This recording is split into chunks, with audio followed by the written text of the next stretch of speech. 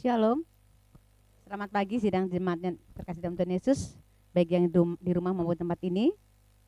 Saya akan bacakan untuk pelayanan Tuhan pada pagi hari ini.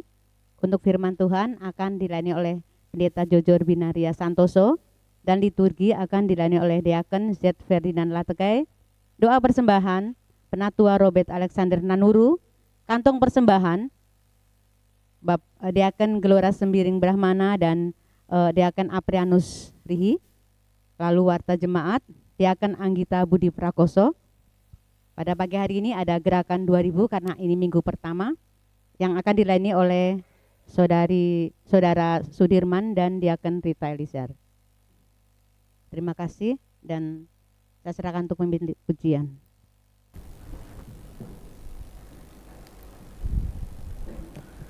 Shalom. Selamat pagi Bapak Ibu sidang jemaat sekalian yang ada di gereja bahkan yang ada di rumah.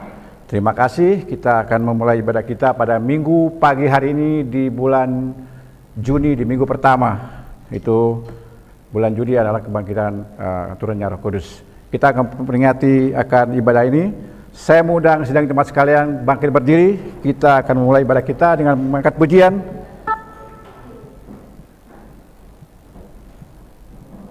Roh Kudus tercurah di tempat ini.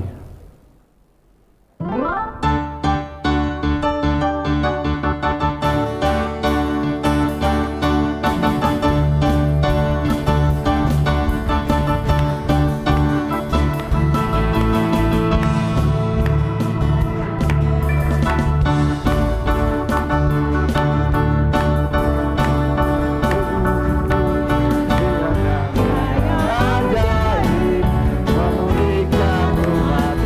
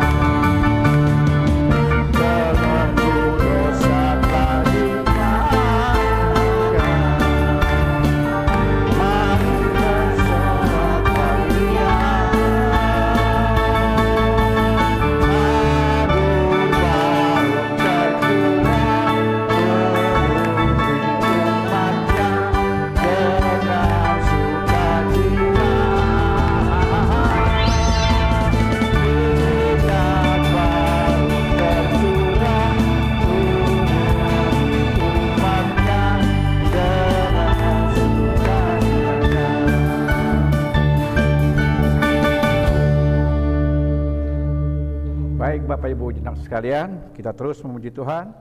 Kita angkat sekali lagi pujian, besarlah dan ajaiblah karya-Mu.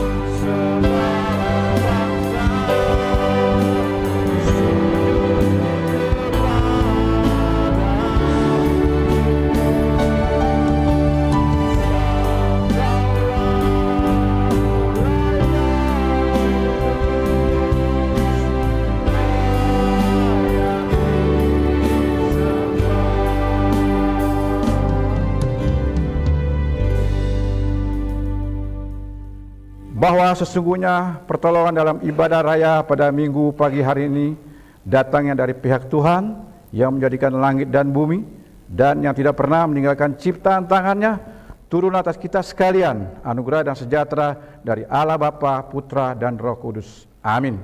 Sidang jemaat sekalian, bisa duduk kembali. Sidang jemaat sekalian, kita akan membuka Alkitab kita. Kita akan membuka nas pembimbing kita pada minggu pagi hari ini, yang terambil di dalam 1 Korintus 3 ayat 16. 1 Korintus 3 ayat 16. Saya akan bacakan bagi sidang jemaat sekalian. Tidakkah tahu kamu bahwa kamu adalah bait Allah dan bahwa Roh Allah diam di dalam kamu? Demikian nas pembimbing kita pada minggu pagi hari ini yang sebentar akan dijabarkan oleh Ibu Pendeta Jojor Minia Santoso. Sidang jemaat sekalian, kita akan masuk dalam doa syukur yang Tuhan sudah berikan kita sama sepekan kita melakukan segala aktivitas kita, dan saatnya kita bersyukur pada minggu pagi hari ini. Kita angkat pujian kembali, jadikan aku rumah doamu.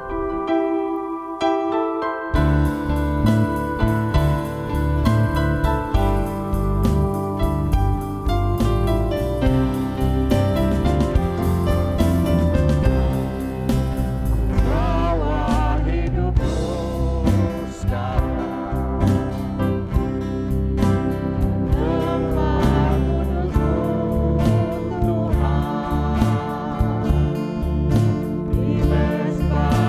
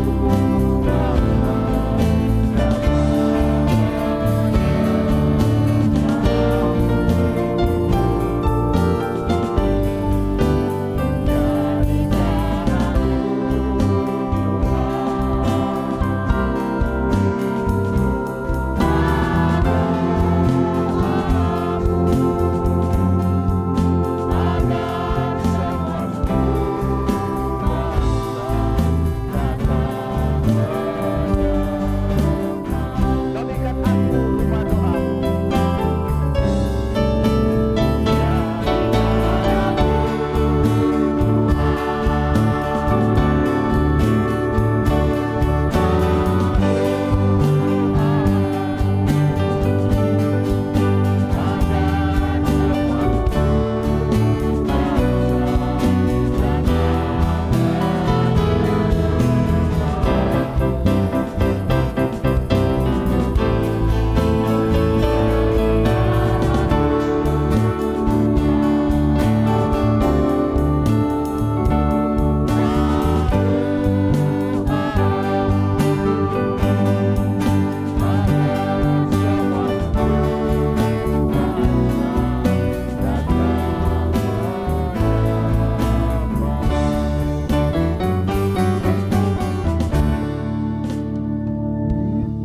Mari kita satu dalam doa.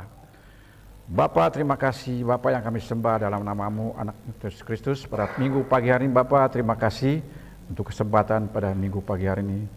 Kami ucap syukur dan terima kasih Tuhan, kami boleh bangun di pagi hari ini, kami boleh buka mata kami boleh melihat akan kesehatan daripada anak-anak kami, istri, bahkan saudara-saudara. Kami ucap syukur Tuhan Yesus untuk kesehatan yang sudah Tuhan berikan pada minggu pagi hari ini Bapa.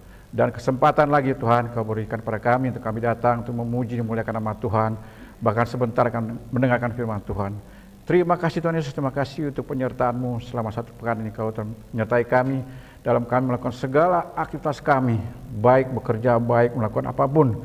Dan kami boleh merasakan kasih sayang Tuhan pada sepekan ini Bapa. Dan pada minggu pagi ini kami datang untuk mendengarkan firman-Mu Tuhan. Ya Tuhan Yesus, sebelum kami masuk lebih jauh, kami mau datang untuk mohon ampunan kepada-Mu Tuhan akan dosa-dosa yang telah kami perbuat, baik dengan perkataan, perbuatan, penglihatan, terhadap anak-anak istri, bahkan terhadap suami, terhadap orang tua, terhadap teman kerja, bahkan saudara-saudara, bahkan tetangga di mana kami tinggal Tuhan. Pada saat ini kami datang pada Bapa untuk mohon ampunannya Tuhan akan dosa-dosa yang telah kami perbuat. Agar kami layak datang di hadapan-Mu untuk mendengarkan firman-Mu Bapa. Terima kasih Bapa, terima kasih. Kiranya Kau memberkati akan ibadah kami ini Bapa, dari awal pertengahan hanya dalam nama Tuhan Yesus Kristus. Di dalam nama Tuhan Yesus Kristus kami sudah berdoa dan mengucap syukur. Haleluya. Amin. Baik, sidang jemaat sekalian, kita akan membuka Alkitab kita. Kita akan bermazmur pada minggu pagi hari ini. Mazmur terambil di dalam Mazmur 57. Mazmur 57 ayat 1 sampai dengan 12. Mazmur 57 ayat 1 sampai dengan 12. Saya akan bacakan ayat 1, sidang jemaat ayat 2, dan seterusnya pada ayat yang ke-12 kita akan baca bersama-sama. Mazmur 57 ayat 1 sampai 12 dengan perikop: diburu musuh tetapi ditolong Allah. Untuk pemimpin biduan menurut lagu Jangan Memusnahkan Miktam, dari Daud ketika ia lari daripada Saul ke dalam gua.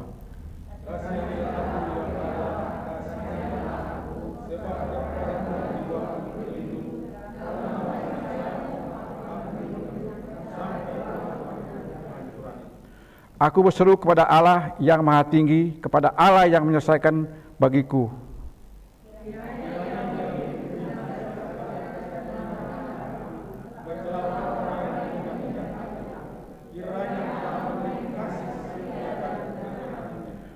Aku terbaring di tengah-tengah singa yang suka menerkam anak-anak manusia, yang giginya laksana tombak dan panah, dan lidahnya laksana pedang tajam.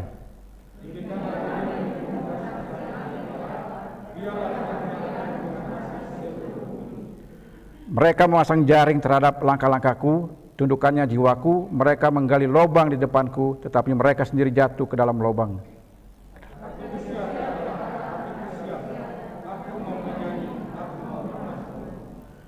Bangunlah hai jiwaku, bangunlah hai gambus dan kecapi. Aku mau membangunkan fajar.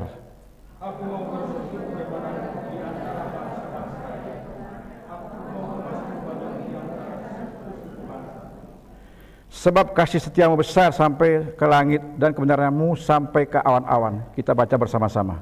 Tinggikanlah darimu mengenai Allah, biarlah kemuliaan-Mu mengatasi seluruh bumi. Demikian pembacaan Mazmur pada pagi hari ini. Kita akan masuk dalam pengakuan iman rasuli kita. Saya undang jemaat sekalian untuk bangkit berdiri. Kita angkat pujian karya terbesar.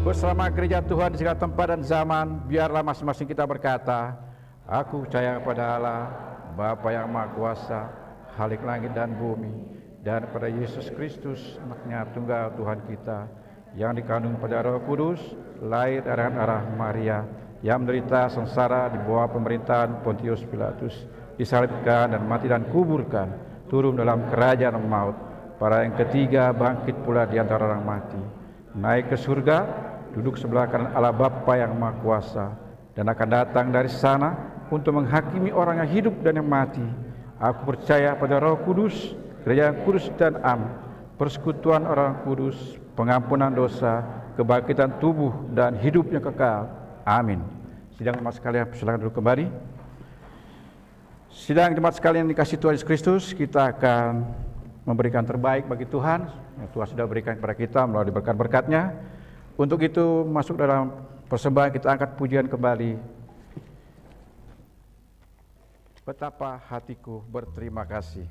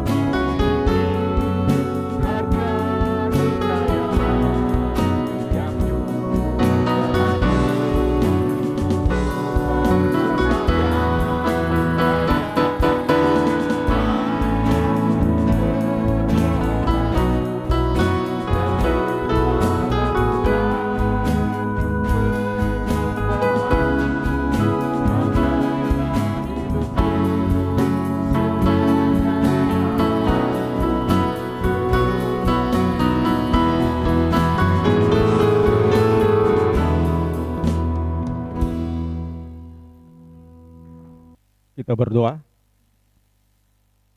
Bapa kami di sorga, hari ini ya Tuhan kami datang kepada Engkau mengucap syukur betapa kasih setia, kemurahan, berkat pemeliharaan Tuhan yang nyata dalam hidup dan kehidupan kami. Terima kasih ya Bapa, kami datang ya Tuhan membawa hidup kami, bahkan waktu yang ada pada kami adalah anugerah kasih setia Engkau yang terus melingkupi kami. Ya Bapa, Engkau menilik setiap hati kami ya Tuhan, pribadi lepas pribadi yang sudah membawa persembahan kepada Engkau sebagai tanda ungkapan syukur. Ya Bapa di sorga, semua yang ada pada kami ya Tuhan adalah milik Engkau ya Bapa. Engkau melimpahkan kekuatan, kesehatan, semangat, sukacita, damai sejahtera di dalam kehidupan kami. Dengan segala pekerjaan, segala usaha, bahkan apapun aktivitas yang kami lakukan ya Tuhan. Tangan kasih setia Engkau yang terus menopang kami. Bapa di sorga, ini kami ya Tuhan, sungguh Roh Kudus kiranya memimpin hidup kami ya Bapa, sehingga hidup kami menjadi persembahan yang hidup, tubuh jiwa roh kami bagi kemuliaan nama Tuhan. Bapa di sorga, kami menyerahkan mereka yang ada di tengah jemaat yang Tuhan percayakan untuk mengelola segala perbendaharaan. Hikmat Tuhan memimpin mereka sehingga apapun yang mereka kerjakan dan mereka lakukan ya Tuhan hanya bagi puji hormat kemuliaan nama Engkau. Terima kasih Bapa, segala puji syukur hormat kemuliaan hanya kepada Engkau. Di dalam nama Tuhan Yesus Kristus kami sudah berdoa dan mengucap syukur. Haleluya, amin. Sidang jemaat sekalian yang dikasihi Tuhan Yesus Kristus, saatnya kita akan dilawat oleh firman Tuhan. Namun sebelum mendengarkan firman Tuhan, kita angkat sekali lagi pujian dengan judul Mengalirlah Roh Kudus di tempat ini.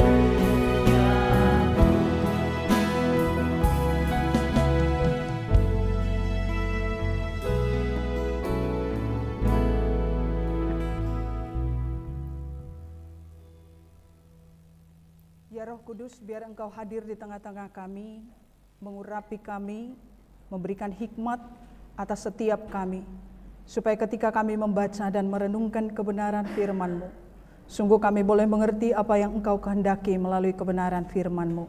Teduhkan setiap hati kami, segala pikiran yang mengembara, bahkan segala pergumulan dan persoalan-persoalan yang mengganggu keberadaan kami, biarlah Engkau tolong kami supaya semuanya itu diteduhkan oleh Tuhan, supaya kami dapat fokus kepada kebenaran firman-Mu.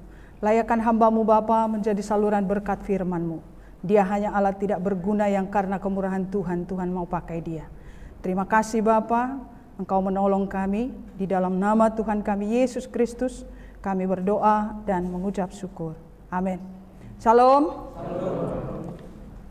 Anugerah dan kasih Tuhan yang begitu besar atas kita, hingga kita boleh ada di rumah Tuhan pada hari ini. Firman Tuhan pada pagi hari ini dari Ibrani pasal 3. Ibrani pasal 3 ayat yang ketiga dan yang keempat. Ibrani pasal 3 ayat yang ketiga dan yang keempat. Kita baca bersama-sama. 3, 2, 1. Sebab ia dipandang layak mendapat kemuliaan lebih besar daripada Musa. Ahli bangunan lebih dihormati daripada rumah yang dibangunnya. Sebab setiap rumah dibangun oleh seorang ahli bangunan, tetapi ahli bangunan segala sesuatu ialah Allah. Sekali lagi saya baca pelan-pelan. Sebab ia dipandang layak mendapat kemuliaan lebih besar daripada Musa. Sama seperti ahli bangunan lebih dihormati daripada rumah yang dibangunnya.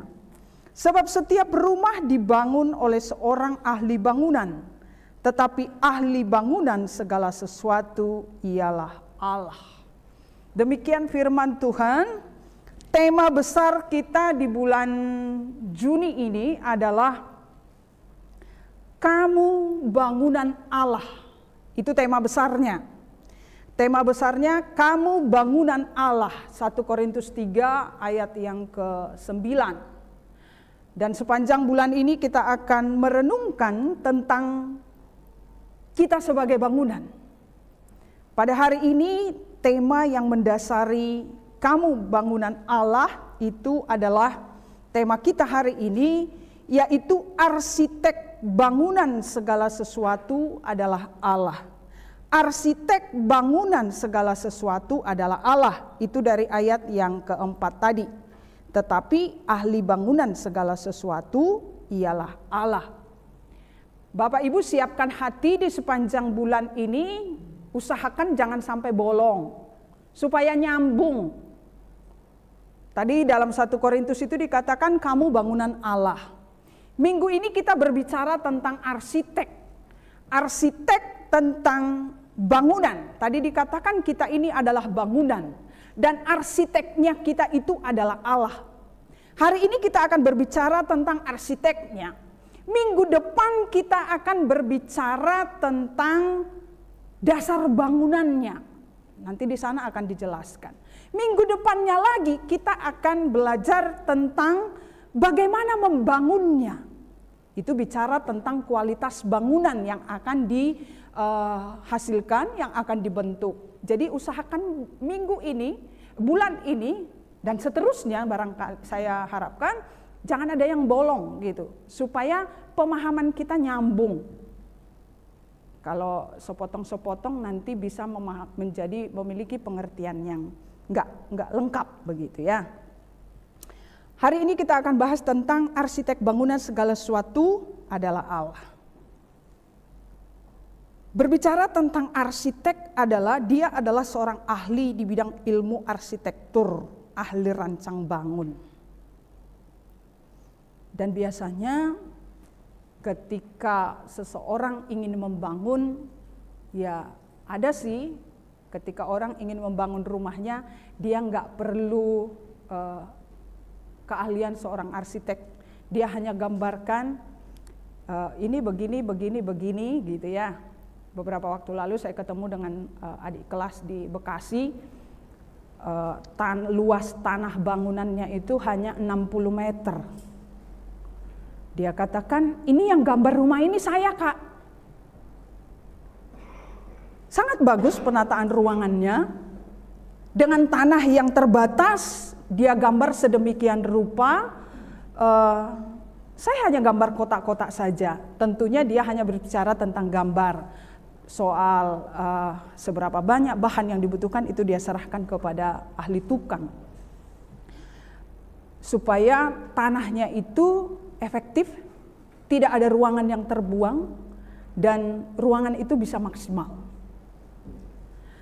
Ketika seorang arsitek dimintain tolong untuk menggambar, ini bukan pekerjaan yang mudah. Seorang arsitek ketika dia menggambar, dia membutuhkan ketelitian. Dia membutuhkan keahlian khusus.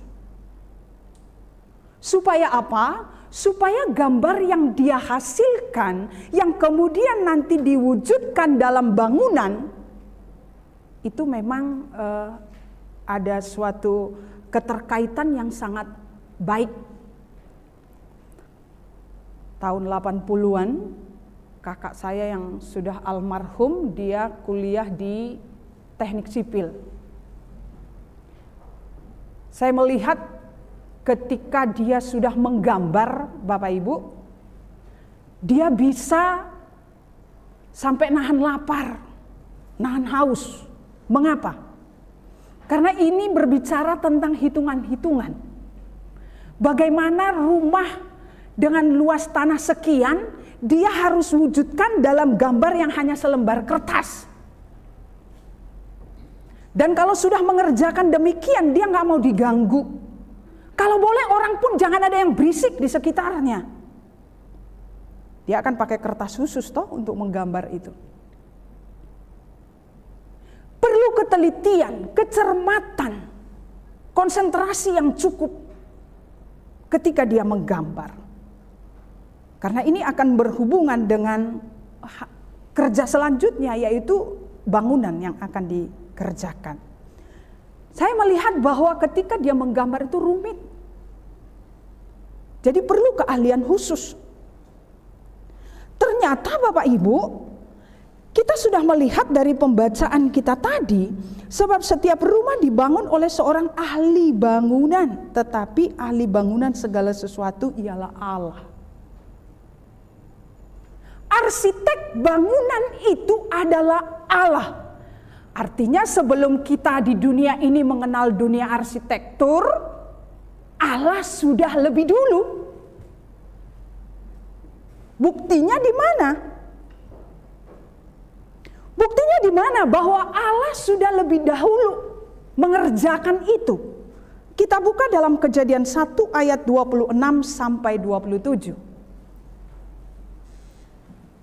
Kita baca bersama-sama. 3, 2, 1.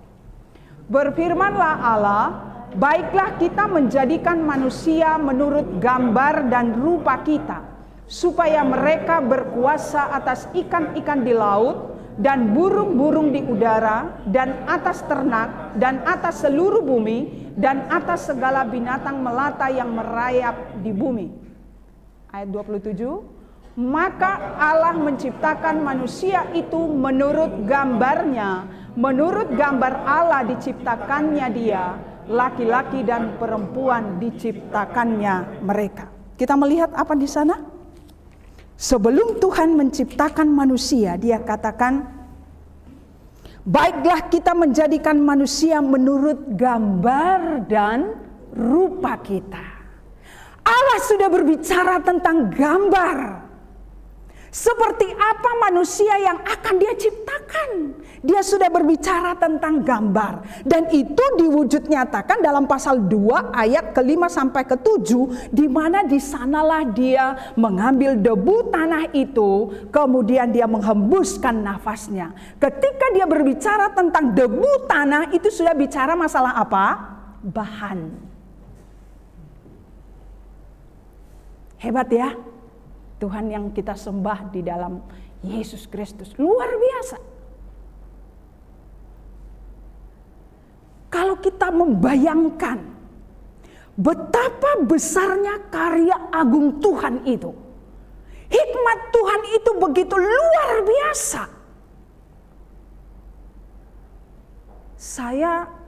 Sementara saya persiapan, saya mencoba berimajinasi begitu ya. Ketika Allah, kita buat gambar manusia, kita ciptakan sesuai dengan gambar dan rupa kita. Dan kenapa dia nggak buat gambar dan rupa binatang yang sudah dia ciptakan gitu loh. Dan ketika dia berbicara tentang bahan, kenapa dia pakai debu? Kenapa dia nggak pakai daun-daun saja? Bukankah waktu itu sudah dia ciptakan? Ada tumbuhan? Ketika saya mencoba memahami itu, sangat dalam hikmat dan pengertian Allah itu. Makanya Rasul Paulus katakan nggak terselami. Tapi kadang-kadang dalam kenyataan hidup kita, Allah yang begitu hikmat luar biasa, yang tidak terselami itu karya agungnya itu, kita perkecil. Kita perkecilnya di mana? Ketika kita menghadapi persoalan. Tuhan nggak mampu menolong saya, buktinya masalah nggak kelar-kelar. Bukan sering begitu? Padahal kita melihat Alkitab, saksikan betapa Tuhan itu luar biasa. Kita ciptakan segambar dan serupa dengan Allah. Kemudian dia juga katakan supaya mereka berkuasa atas ciptaan. Berkuasa atas ciptaan. Manusia diberikan kedudukan yang tidak sama dengan binatang. Walaupun ada binatang yang sangat kuat, jauh melebihi kekuatan manusia. Ada gajah di sana. Kita kalau diginjak gajah gimana? Langsung kita bisa bayangkan satu aja kaki gajah nginjak dada kita, apa yang terjadi? Tinggal telepon Tabita aja kita. Tapi Tuhan masih dalam konsep Bapak Ibu. Kita menciptakan manusia, tapi dalam konsep Allah, dia sudah katakan supaya dia berkuasa atas ciptaan. Bukan hanya berkuasa atas ciptaan, tapi kemudian dia katakan di sana, maka diciptakannya apa? Laki-laki dan perempuan. Belum dia cipta, tapi dalam konsepnya itu sudah begitu rapih. Dan Allah itu bukan hanya konseptor. Dia punya konsep, tapi ketika dia wujud nyatakan pun itu dia wujudkan dengan sempurna. Bukan seperti kita. Kadang-kadang kita konsepnya banyak banget, tapi eksekusinya nol. Sering kan kita begitu? Konsepnya kita, oh nanti besok saya akan lakukan ini, dari bangun pagi saya akan lakukan ini. Tapi sampai sore matahari terbenam gak ada yang dilakukan. Kenapa gak ada yang dilakukan? Karena sibuk dengan HP. Habis waktu.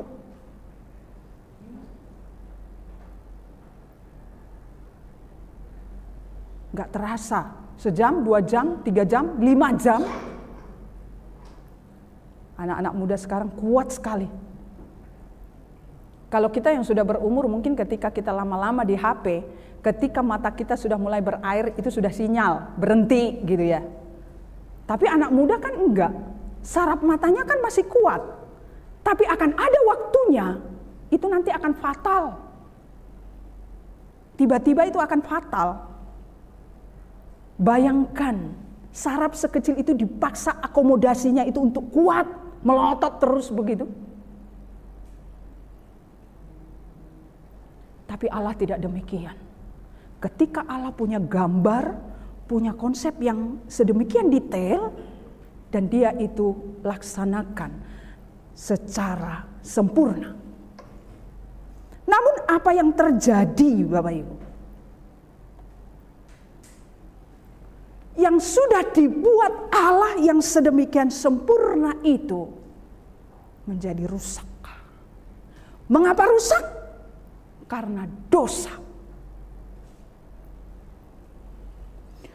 Dosa membuat gambar diri Allah dalam diri manusia menjadi rusak.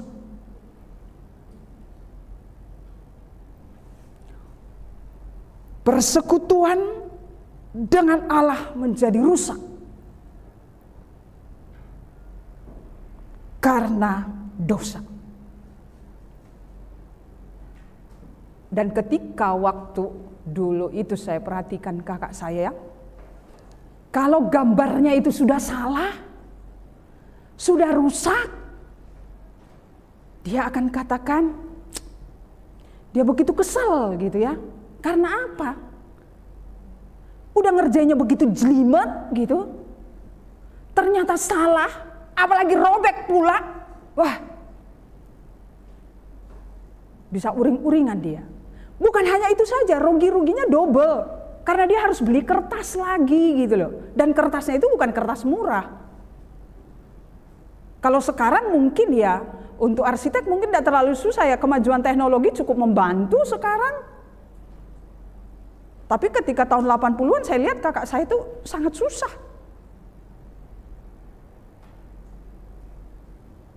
Dan ketika yang rusak itu harus diapain? Nggak bisa kepake Bapak Ibu. Ketika pun itu disodorkan kepada orang yang akan membangun, apakah dia terima? Enggak. Orang yang akan memakai gambar itu pun nggak akan yakin begitu loh. Nggak akan yakin. Ketika ciptaan Allah yang begitu sempurna itu rusak, gambar yang dibuat dan yang sudah diciptakan itu menjadi rusak karena dosa, gak ada lagi gunanya.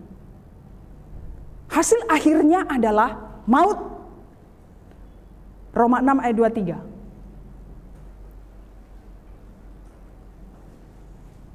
Kita baca bersama, 3, 2, 1. Sebab upah dosa ialah maut, tetapi karunia Allah ialah hidup yang kekal dalam Kristus Yesus. Upah dosa ialah maut. Maut akan menjadi bagian kita karena kita sudah rusak oleh dosa. Tapi Tuhan katakan di sana, karunia Allah ialah hidup yang kekal dalam Kristus Yesus Tuhan kita. Artinya supaya yang maut itu berpindah kepada hidup yang kekal, nggak bisa dengan perbuatan baik kita, nggak bisa dengan kerja keras kita. Tapi Allah harus berperan di sana. Allah harus berperan, yaitu apa? Dia harus menjelma menjadi manusia di dalam diri Yesus Kristus. Yang rusak, yang robek tadi diperbaikin.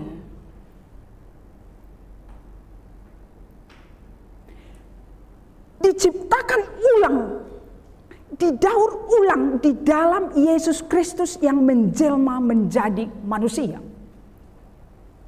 Dikatakan di sana bahwa dalam Filipi 2 ayat 6 sampai 8, kita akan lihat di sana Filipi pasal 2 ayat 6 sampai 8, di sana dikatakan demikian, yang walaupun dalam rupa Allah tidak menganggap kesetaraan dengan Allah itu sebagai milik yang harus dipertahankan, melainkan telah mengosongkan dirinya sendiri dan mengambil rupa seorang hamba dan menjadi sama dengan manusia. Dan dalam keadaan sebagai manusia, ia telah merendahkan dirinya dan taat sampai mati, bahkan sampai mati di kayu salib. Supaya apa? Yang dari maut tadi bisa masuk kepada kehidupan kekal, di mana dia sudah sediakan tempat. Tanggal 26 kemarin kita sudah peringati hidup kekal bersama dia di rumah Bapa.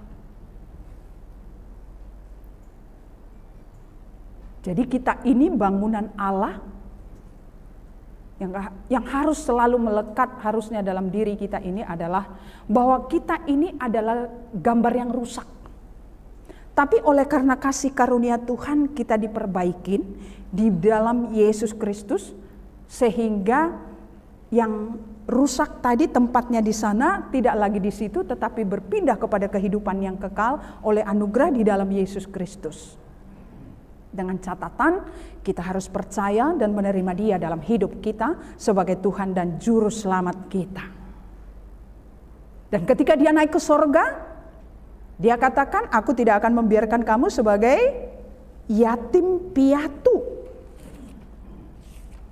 Jauh sebelum pencurahan Roh Kudus, hari ini kita memperingati turunnya Roh Kudus.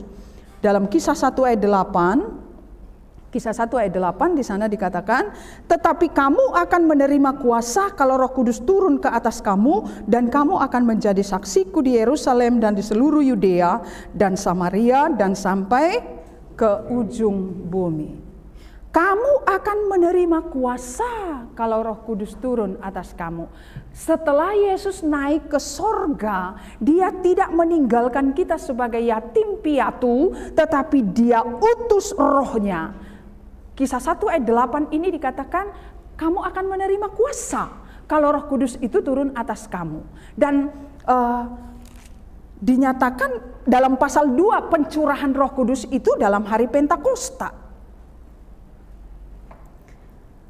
Dan ketika kita terima Yesus dalam hidup kita sebagai Tuhan dan Juru Selamat kita, maka saat itulah Roh Kudus diam di dalam diri kita.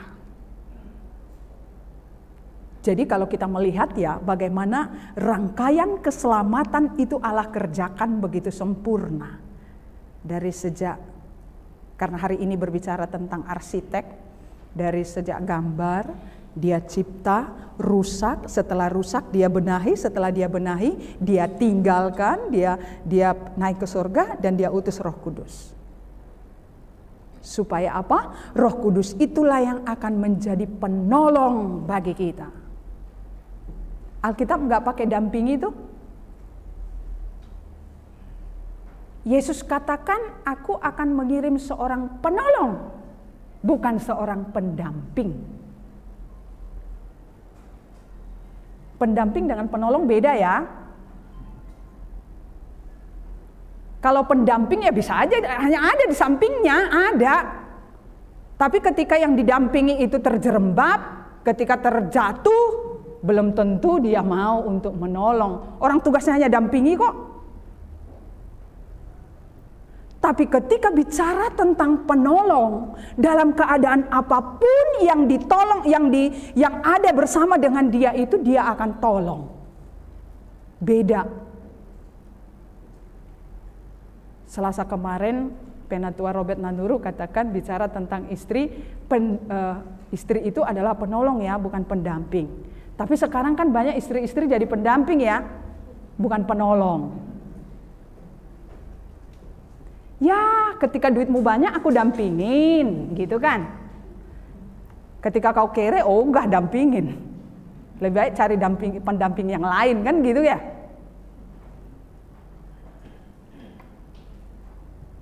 Itu terbukti di mana Bapak Ibu? Kasus perselingkuhan luar biasa. Kalau kita baca sekarang, lihat media itu. Dan kalau itu terjadi di tengah-tengah keluarga Kristen sangat memprihatinkan. Dia lupa statusnya bukan sebagai pendamping, tapi dia sebagai penolong. Kita melihat di sini bahwa Yesus begitu sempurna mengerjakan segala sesuatunya dan Dia utus Roh Kudus untuk menolong kita. Pertanyaannya sekarang adalah sejauh mana Roh Kudus itu bekerja dalam diri kita? Sejauh mana Roh Kudus itu bekerja dalam diri kita? Tadi nas pembimbing dalam 1 Korintus 3 ayat 16, 1 Korintus 3 ayat 16 di sana dikatakan demikian. Kita baca bersama. Tidak tahukah kamu bahwa kamu adalah bait Allah dan bahwa Roh Allah diam di dalam kamu? Tidak tahukah kamu bahwa kamu adalah bait Allah dan bahwa Roh Allah diam di dalam kamu? Bicara tentang bait Allah bukan hanya bicara gedung, tetapi kita ini semua adalah bait Allah.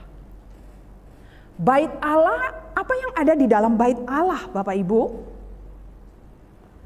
Di dalam bait Allah ada pujian, ada doa, ada penyembahan, ada seruan di sana.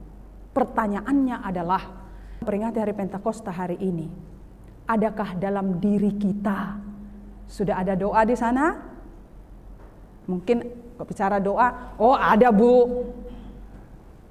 Ketika saya pernah bertanya kepada beberapa anak, kamu sehari berapa kali berdoa? Kalau lagi mau makan aja Bu.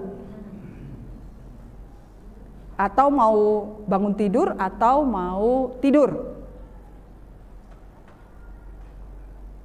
Waktu Kamis yang lalu, di sana kita juga belajar dari firman Tuhan, bicara tentang apa? Hubungan, relasi dengan Allah yang selalu terkoneksi. Adakah dalam diri kita sebagai bait Allah ini di sana doa? Mungkin sudah, tapi seberapa intensitasnya itu kitalah yang tahu diri kita. Kemudian adakah di sana firman Tuhan? Adakah di sana penyembahan kepada Tuhan? Itu bicara tentang bait Allah. Itu pertanyaan bagi kita pada siang hari ini.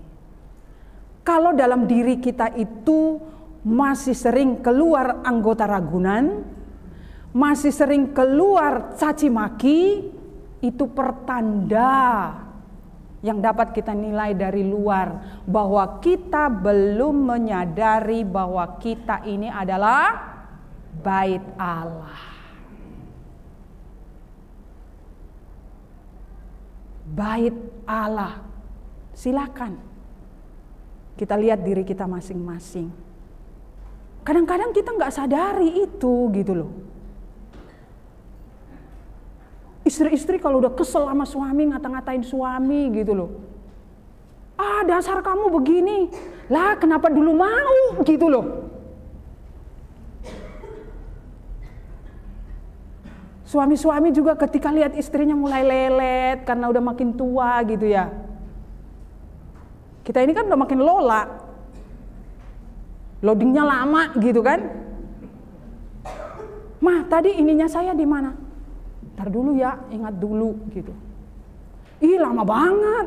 Lah, kalau lama banget kenapa diri sendiri enggak gitu kan? Gak usah minta tolong kan gitu. Tapi itu yang terjadi. Koreksi bagi kita sekarang. Sejauh mana kita sudah menyadari diri kita ini adalah bait Allah. Kadang-kadang kita terlalu banyak bersungut-sungut sama Tuhan.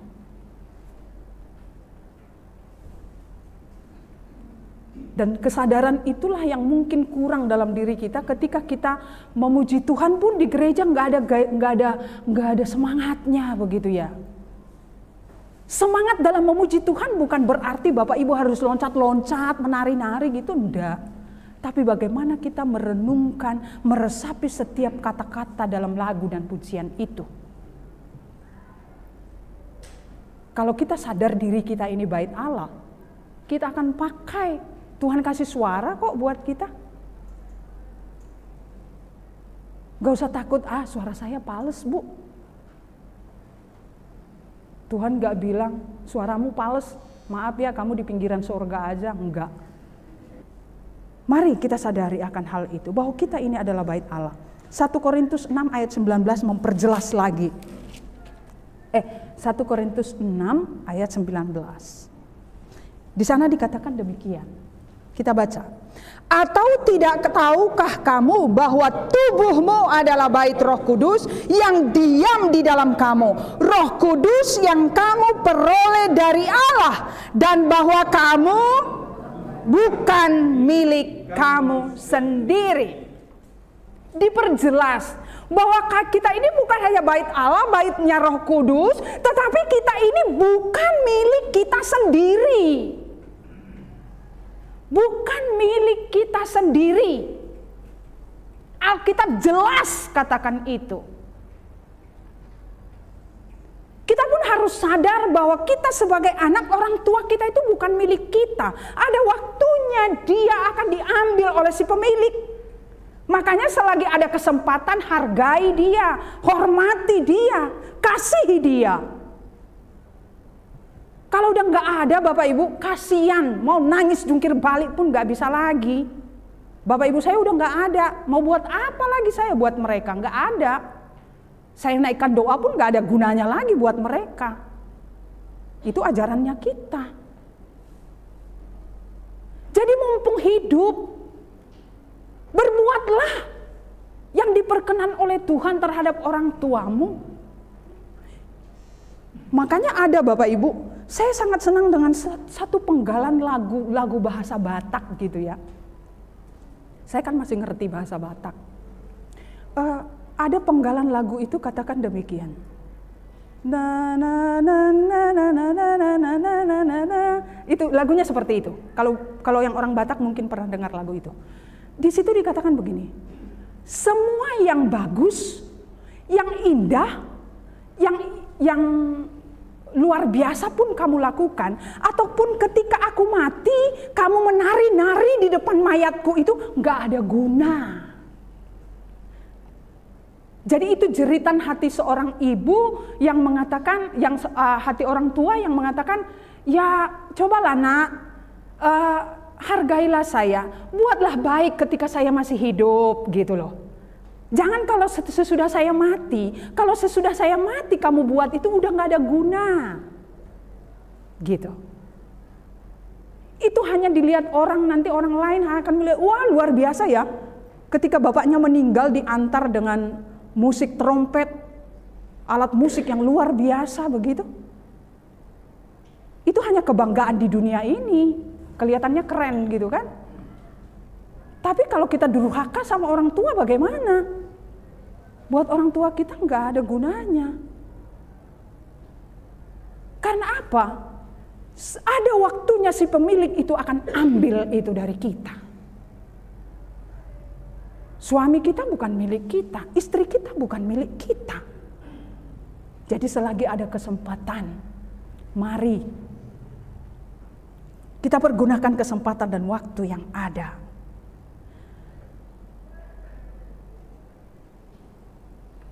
Dan kita bawa hidup kita kepada Tuhan. Kalau tadi kita ini bukan milik kita sendiri, artinya bahwa hidup kita ini menjadi pertanyaan bagi kita, apakah dalam hidup kita ini akunya masih besar? Kalau kita hanya mau dimengerti orang lain, maunya dimengerti istri, maunya dimengerti suami, maunya dimengerti anak, tapi kita nggak mau mengerti orang lain, itu pun masih harus kita benahi lagi dalam diri kita. Maunya dipahami, tapi nggak bisa memahami orang lain. Akhirnya, kalau orang yang seperti ini, apa yang terjadi Bapak Ibu? Itu akan membuat orang yang demikian itu menjadi seorang penuntut. Taunya hanya menuntut melulu. Menuntut orang lain begini, tapi nggak pernah mau menuntut dirinya. Sejauh mana saya sudah ada feedbacknya terhadap orang lain. Kita buka Galatia 5 ayat 25. Kita ini adalah bait Allah, Roh Kudus yang diam di dalam kita. Oleh karena itu kita harus siap untuk dipimpin. Ya, kita baca bersama-sama. Galatia 5 ayat 25.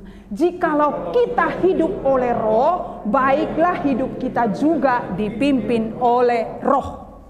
Artinya hidup kita ini dipimpin oleh Roh. Biarkan Roh Kudus itu yang bekerja. Biarkan Roh Kudus itu yang menuntun dia kemana mau tuntun kita. Walaupun di sana ada banyak jurang terjal, tapi itu tidak akan pernah mencelakakan kita. Karena tugasnya adalah apa? Menolong. Tugasnya adalah menolong. Berikan dirimu untuk dipimpin oleh Tuhan. Dan ayat terakhir yang kita buka Roma 8 ayat 6 sampai 7. Memang untuk dipimpin itu nggak mudah ya. Karena apa? Karena egonya kita harus ditaruh di bawah. Orang yang siap dipimpin, egonya harus ditaruh. Harga dirinya menjadi taruhan. Ayat 6 sampai 7. Roma 8 ayat 6 sampai 7. Kita baca bersama-sama. 3, 2, 1. Karena keinginan daging adalah maut, tetapi keinginan roh adalah hidup dan damai sejahtera. Sebab keinginan daging adalah perseteruan terhadap Allah, karena ia tidak takluk kepada hukum Allah. Hal ini memang tidak mungkin baginya. Orang yang hidup dalam daging ya otomatis nggak akan mungkin dia bisa takluk kepada hukum Allah. Dia akan berseteru, akan berperang terus dalam dirinya. Dalam diri kita ini akan terjadi terus peperangan setiap hari. Antara mau dipimpin oleh roh atau dipimpin dagingnya kita. Sekarang adalah kita mau lebih dipimpin mana? Mau dipimpin dagingnya kita? Di ayat 6 dikatakan apa? Kalau mau ikuti keinginan daging, hasilnya apa di sana? Maut. Kalau keinginan roh apa? Hidup dan damai sejahtera. Hidup dan damai sejahtera. Pilihan ada di kita. Kembali, pilihan lagi, pilihan lagi. Mau hidup dalam damai sejahtera? Berilah dirimu untuk dipimpin oleh roh. Tapi kalau mau hidup dipimpin oleh keinginan daging, monggo. Tapi muaranya di sana kemana? Ke maut. Jangan sia-siakan Allah yang dengan hikmat luar biasa itu sebagai arsitek bangunan yang adalah bangunan yang kita ini, jangan sia-siakan. Yang rugi kita. Allah tidak akan kekurangan kemuliaan. Allah tidak akan kekurangan kemasyuran ketika kita tidak mau untuk dipimpin dan dibimbing olehnya. Allah sudah melakukan bagiannya. Yang rusak dia sudah benahi, dia sudah berikan begitu dengan sempurna dengan mengutus rohnya untuk menolong kita. Sekarang pilihan ada di kita. Biarlah firman Tuhan pagi ini menolong dan menguatkan kita. Mau dipimpin daging atau mau dipimpin oleh roh. Kalau kita dipimpin oleh roh, maka kuasa Tuhan akan turun atas kita. Mengatasi setiap pergumulan dan persoalan dalam hidup kita. Kita aminkan dengan firman, dengan pujian. Kidung Jemaat 18, bait 1 dan 3. Kita renungkan kata-kata pujian ini. Kita nyanyikan.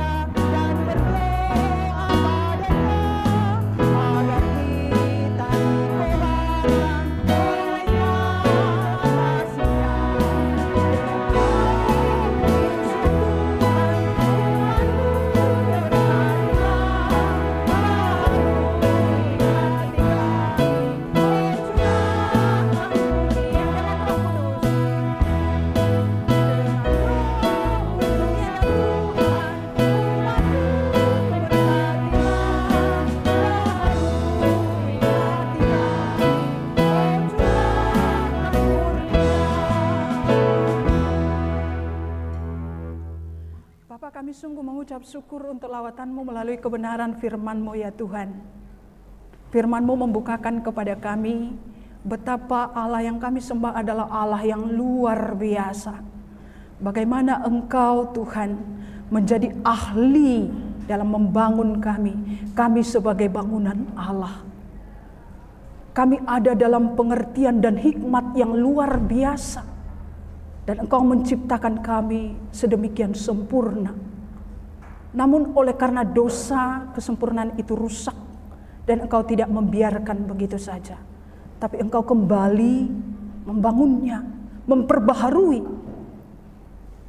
Oleh kuasa anugerah di dalam Yesus Kristus. Kami mengucap syukur Tuhan. Dan firman-Mu mengingatkan kepada kami pada pagi hari ini. Memperingati hari Pentakosta pada hari ini. Kami adalah bangunan Allah. Kami adalah bait Allah. Dengan kekuatan kami tidak akan mampu memerankan tanggung jawab kami itu ya Tuhan. Roh Kudus-Mu menolong kami. Berkati kami, urapi kami dengan Roh-Mu.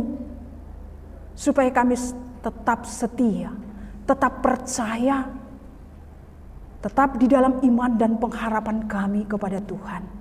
Tuhan terima kasih. Perbaharui hidup kami oleh kuasa Roh-Mu. Yang terus-menerus dikerjakan sampai pada harinya. Terima kasih Tuhan.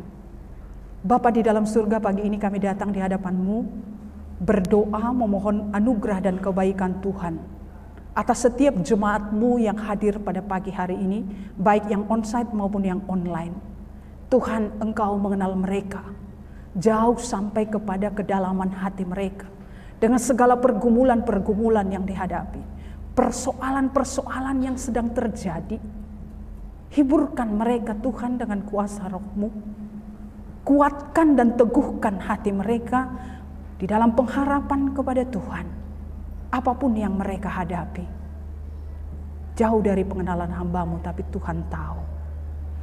Yang bergumul akan kondisi rumah tangga, bergumul akan kehidupan anak-anak, dalam kehidupan pekerjaan, ekonomi, usaha, dan yang bergumul akan kondisi kesehatan, kami mau serahkan ke dalam tangan Tuhan.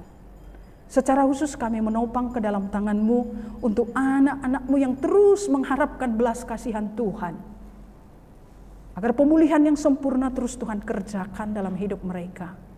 Untuk keberadaan Ibu Rosa Sumokil, atas keberadaan Bapak Markus Subagio, atas keberadaan Bapak Agus Mahakena, atas keberadaan adik Azriel Rihi, atas keberadaan Bapak Poli Direx. Kami mau serahkan semua mereka ke dalam tangan Tuhan. Hiburkan mereka Bapa dengan kasih dan anugerah-Mu. Bapa di dalam surga, kami menopang untuk setiap orang tua kami yang sudah lanjut usia yang ada di tengah-tengah jemaat-Mu. Kami boleh melihat kebesaran dan kasih Tuhan yang menyertai mereka. Biarlah kekuatan dari Tuhan terus limpahkan. Kesehatan yang datangnya daripada-Mu menjadi bagian mereka. Dan damai sejahtera Tuhan menjadi milik mereka dalam mereka menjalani hari-hari masa tuanya. Bersama dengan setiap anak cucu dan keluarga yang Tuhan percayakan. Bapa di dalam surga, kami berdoa menyerahkan kami sebagai karyawan, karyawati. Beri hikmat kepada kami. Di dalam kami memerankan tanggung jawab kami, dimanapun kami berada. Supaya kehadiran kami boleh menjadi berkat di mana instansi kami bekerja. Kami berdoa bagi umat-Mu yang terus bergumul untuk mendapatkan pekerjaan. Tuhan, kiranya bermurah hatilah Engkau atas keberadaan mereka, membuka tingkap langit-Mu, membukakan jalan bagi setiap lamaran yang mungkin mereka sudah berikan ke berbagai tempat. Tuhan, kami berdoa mau menyerahkan kepada Tuhan untuk perjalanan kehidupan anak-anak kami yang mungkin di sepanjang minggu ke depan ini ada yang masih menghadapi ulangan akhir semester. Tuhan menolong mereka dengan hikmat yang dari Tuhan, dengan kekuatan yang datangnya dari Tuhan. Terlebih anak-anak kami juga yang dalam perkembangan pertumbuhan secara fisik, anak-anak balita, Tuhan memberkati. Berdoa menyerahkan bagi mereka yang sedang bergumul untuk mendapatkan sekolah di tingkat yang lebih tinggi. Baik itu di tingkat SD, SMP, SMA maupun perguruan tinggi. Tuntun mereka Tuhan ke sekolah mana di mana Tuhan akan terus memproses mereka menggapai masa depannya. Tuhan, terima kasih, kami berdoa, menyerahkan seluruh pelayan-pelayan-Mu, Tuhan, yang menolong, memberikan roh yang menyala-nyala dalam melayani Tuhan. Menopang ke dalam tangan Tuhan untuk gembala sidang, bersama dengan MPH, MPS Sinode, demikian dengan majelis daerah yang saat ini ada di Salatiga dalam pelatihan yang dilaksanakan OMS, sebelum misionaris dari Inggris akan kembali menjalani masa pensiunnya. Tuhan memberkati acara pelatihan dari hari kemarin sampai hari besok hari, Tuhan yang memberkati, dan kemudian akan dilanjutkan dengan Rakernas pada hari Selasa sampai Rabu. Tuhan yang juga hadir di sana, berikan hikmat untuk membawa hal-hal baru bagi perkembangan GKIN di Indonesia. Terima kasih Tuhan. Sinode pusat, sinode daerah kami serahkan kepada Tuhan. Engkau memberkati. Bapa di surga, kami berdoa mau kepadamu, keberadaan bangsa dan negara kami. Sebagai bagian dari bangsa ini kami berseru Tuhan di hadapan-Mu. Sungguh menaikkan syukur yang luar biasa oleh anugerah dan pertolongan Tuhan. Bangsa kami ditatang oleh Tuhan sehingga dapat melalui pandemi, dan saat ini kami berada dalam keadaan yang lebih baik. Tuhan, terima kasih. Sekiranya Tuhan berkenan, Tuhan terus meteraikan kebaikan demi kebaikan-Mu atas keberadaan bangsa kami. Di sana kami mendengar ada perkembangan virus baru, virus apapun itu Tuhan, kami percaya ada takluk dalam kuasa Tuhan. Oleh karena itu kami mohon pertolongan-Mu atas keberadaan bangsa kami.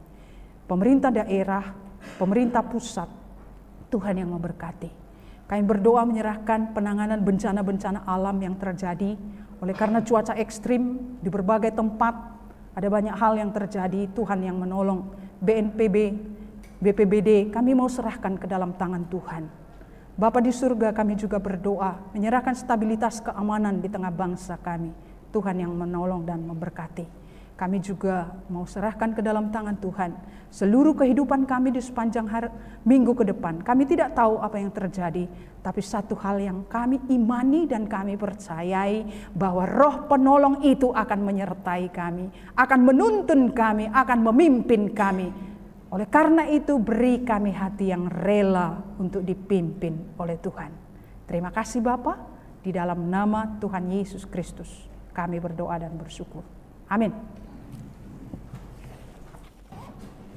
Baik, sidang jemaat sekalian yang dikasihi Tuhan Yesus Kristus, kita sudah dilawat oleh firman Tuhan, dan saatnya kita akan menerima doa berkat yang akan dilayani oleh Ibu Pendeta Jojo Reminari Santoso.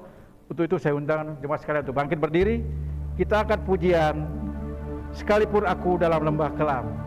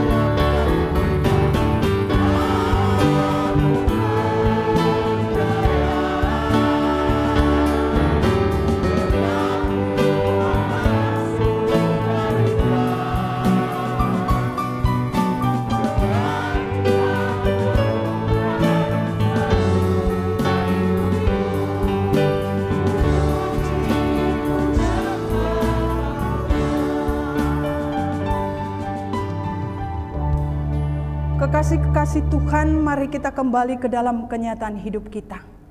Kita bawa firman Tuhan. Allah adalah arsitek segala bangunan, dan Allah sudah memperbaharui kita di dalam anugerah keselamatan dalam Yesus Kristus, dan oleh kuasa Roh Kudus akan menolong kita untuk menjalani hari-hari kehidupan yang Dia berikan. Pulanglah dan terimalah berkat-Nya. Kiranya kasih karunia dan damai sejahtera dari Allah Bapa, kasih dari Tuhan Yesus Kristus Sang Gembala Agung, serta anugerah, penghiburan, kekuatan dan pertolongan di dalam Roh Kudus menyertai dan memberkati kita sekalian dari saat ini sampai Maranatha Tuhan Yesus datang kembali. Amin.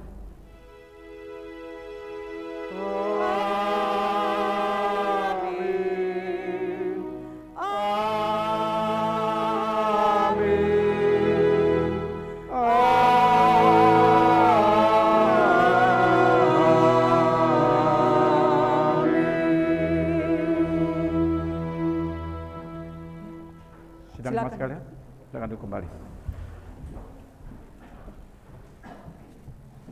Sidang jemaat sekalian dikasih Tuhan Yesus Kristus, ibadah minggu pada pagi telah selesai. Saya mohon kesediaan waktunya untuk mendengarkan warta jemaat selama sepekan. Untuk itu waktu dan tempat, saya persilakan. Mohon kesabarannya untuk Bapak Ibu sekaliannya. Izinkan saya untuk dapat membacakan rangkaian pengumuman yang akan saya bacakan terkait untuk pelayanan kita 1 minggu ke depan. Yang pertama, untuk ibadah Minggu Raya tanggal 12 Juni 2022 dilaksanakan secara onsite dan online. Untuk pelayan firman Tuhan, Pendeta Yefta Urip Santoso, liturgi akan dilayani oleh Diaken Sri Haryati Rosalina Sumokil, dan doa persembahan dilayani oleh Diaken Z. Ferdinand Latekai. Yang berikutnya, ibadah Komisi Muda-Mudi hari ini dilaksanakan secara onsite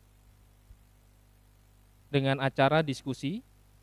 Mohon kesediaan untuk pembawa liturgi Saudari Indira, doa kolektan Brian, dan pembicara dari majelis.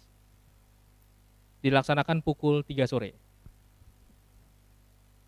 Berikutnya, ibadah Komisi Wanita tanggal 7 Juni 2022, tepatnya di hari Selasa, dilaksanakan secara onsite dan online pukul 5 sore. Acara di dalamnya ialah renungan. Mohon kesediaan untuk Ibu Lisa Masara yang membawa sebagai liturgi, doa kolektan Ibu Lilis Rihi, pembicara dari majelis. Komisi pria dilaksanakan 1 bulan 2 kali setiap hari Sabtu di minggu kedua dan minggu keempat. Di bulan ini komisi pria pelaksanaannya akan diadakan secara onsite pada hari Sabtu tanggal 11 Juni 2022 jam 7 sore dengan acara di dalamnya adalah diskusi. Mohon kesediaan Bapak Hendrik Londo yang melayani sebagai liturgi. Kelas tunas remaja pelaksanaannya hari ini secara onsite. Untuk teknis acara dan pelayan digabung dengan Komisi Muda-Mudi, namun untuk acaranya di dalamnya ialah renungan. Teknis persembahan, di sini kami menginformasikan kepada Bapak Ibu sekaliannya, ada persembahan 2 kantong, 1 untuk umum dan 1 kantong untuk diakonia. Jadi bila Bapak memperhatikan ada 2 kantong yang berwarna berbeda, itu ialah kantong umum dan diakonia. Lalu persembahan 2 kotak, itu ada yang bertuliskan aneka dan gedung dan sarana. Lalu masih membuka untuk Bapak Ibu yang beribadah secara online untuk memberikan persembahannya jika berkenan untuk mentransfernya ke rekening BCA atas nama Bapak Gelora Sembiring selaku bendahara majelis. Baik, berikutnya ialah pengumuman batas kuota ibadah raya. Nampaknya kita masih miss ya dalam informasi ini dan menganggap di bulan Juni ini sudah 100%. Bahwa yang akan kita laksanakan pelaksanaan secara 100% itu di bulan Juli, bukan di bulan Juni. Tetapi di bulan Juni ini kita akan lakukan secara bertahap. Setiap minggu kita akan naikkan kuotanya sebesar 5%. Hingga di awal Juni kita pelaksanaan secara penuh 100%. Jadi jika berkenan, jika Tuhan berkehendak juga, kita akan laksanakan di bulan Juni itu secara on-site, tatap muka, dan tidak ada secara online kembali.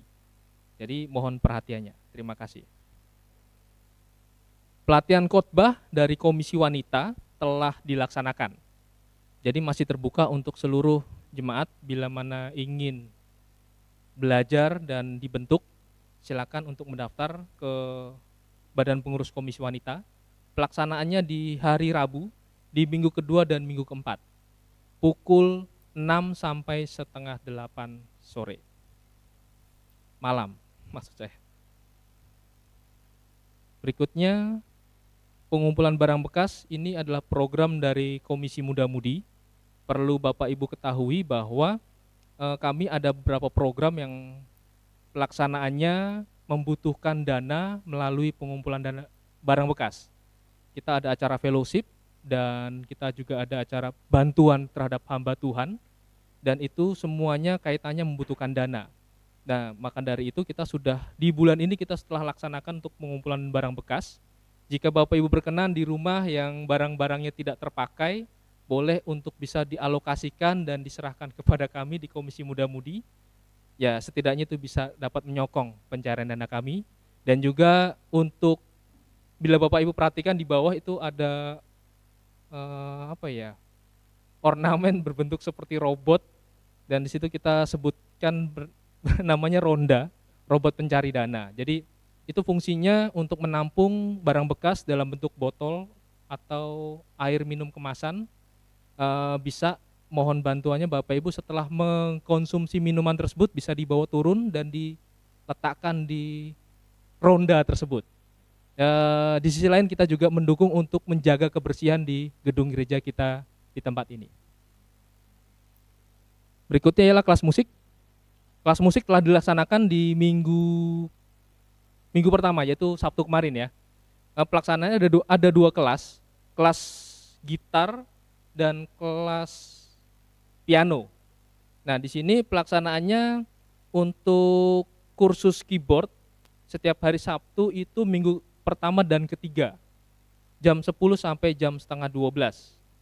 Jadi tanggal 4 yang kemarin sudah kita laksanakan, dan yang berikutnya di tanggal 18 dan di bulan Juli tanggal 2 dan 16 Juli. Lalu yang berikutnya di minggu depan kursus gitar dan alat musik lainnya itu di minggu kedua dan minggu keempat di bulan Juni dan bulan Juli. Berarti tanggal 11 besok, tanggal 25 Juni, dilanjutkan tanggal 9 dan juga di tanggal 23 Juli. Jadi pelaksanaan kelas ini tujuannya untuk mengembangkan bakat dari kita masing-masing untuk kita bisa pergunakan untuk melayani Tuhan. Berikutnya, outing prayer. Outing prayer program dari Majelis Bidang Misi yang turunannya ke badan pengurus masing-masing yang juga di bagian misi. Untuk program yang pertama terkhusus untuk Komisi Pria dan Komisi Wanita.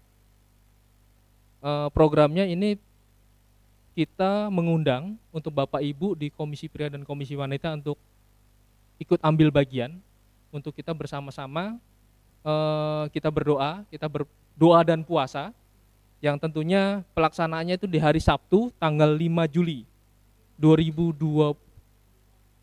9 Juli, maaf saya koreksi, 9 Juli 2022 pukul 5 sampai 13 sore. Jadi mekanismenya kita berpuasa dari malam, kita ke Taman Doa Pengorbanan, tempatnya di sana di Depok. Nanti kita berbuka di sana pada saat makan siang. Seperti itu mekanismenya. Dan acara di dalamnya tentunya mengajak kita semua untuk ikut ambil bagian, kita bersama-sama terlibat dan aktif, kita siap untuk dipakai dalam melayani Tuhan. Kurang lebih seperti itu rangkaiannya.